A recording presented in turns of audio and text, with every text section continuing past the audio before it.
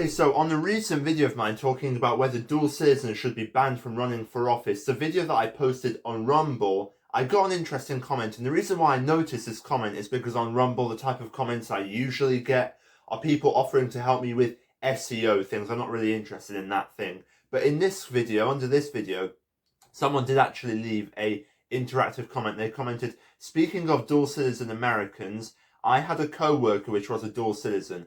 My opinion is that I feel it should be impossible to be a citizen of two countries at the same time, either one or the other." And in today's video, as a dual citizen myself, I'm going to be responding to this. Okay, so firstly, a point that I've immediately picked up is that he started off by saying, speaking of dual citizen Americans, now I'm not going to lie, personally, I feel like this whole opinion of you should only be able to be a citizen of one country doesn't just apply to dual citizen Americans. You know, it probably applies to someone who might be an Argentinian Italian. In that case, this person probably thinks that you should also just have one passport or the other. Now, as a dual citizen myself, I have to disagree with this, right? It would be idiotic of me not to disagree with this. And I feel like you hear this rhetoric a lot about people saying, hey, look, you should only be able to be a citizen of one country or another country. However, there are some problems that come up with that. So the way this person wrote it, it should be impossible to be a citizen of two countries at the same time, either one or the other. Okay, let's take that into an example. Let's say that you are a British citizen, right? But you decide to maybe go to university, maybe study in a place like Canada or maybe Australia, something like that. And you manage to stay there for over 5 to 7 years and you've got permanent residency now. You've probably got a job sponsorship or something. And now you've lived there long enough and you're eligible for naturalizing in said country. All right. Cool. Both of those countries allow dual nationality, so you're not going to have any problems there. The main problem that I'm talking about is this ideology. Okay, you can naturalize in a country like Canada, and Canada's not going to come up to you and say, hey, look, you're going to naturalize in our country, you're going to become a Canadian citizen, give up your British passport, whatever other passport you might have that also allows dual nationality. Now, the main problem with that is, well, if you don't want to live in Canada forever, right?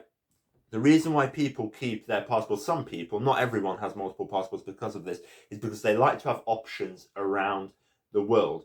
You know, you might naturalize in Canada, you might love Canada, but 10 years down the line, you probably wouldn't want to live there if you're living in an expat lifestyle. You know, me personally, I get bored of a place very, very easily. So I think 10 years for me in one single country is insane. You're in Canada, right?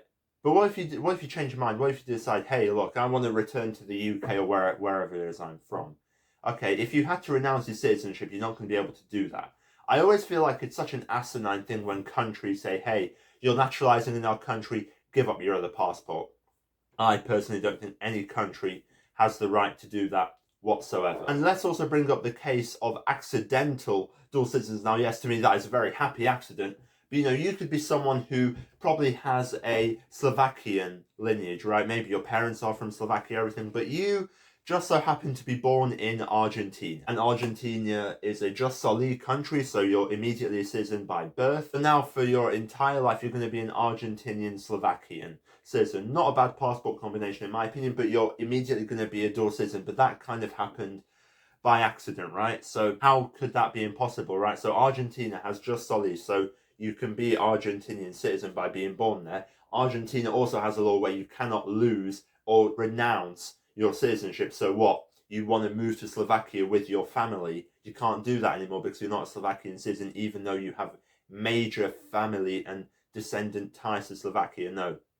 This is the main benefit with dual citizenship. It gives people options and it solves a lot of problems. As I've said numerous times on this channel, in my opinion, I do believe that dual citizenship should absolutely be a bound human right. A couple of people have asked me, yeah, do you just think that for Western countries? No. I think that for every single country in the world, whether you are from Bhutan, Mongolia, China, I don't know, Costa Rica, every country in the world, in my opinion, should allow dual nationality because I see that as a basic human right.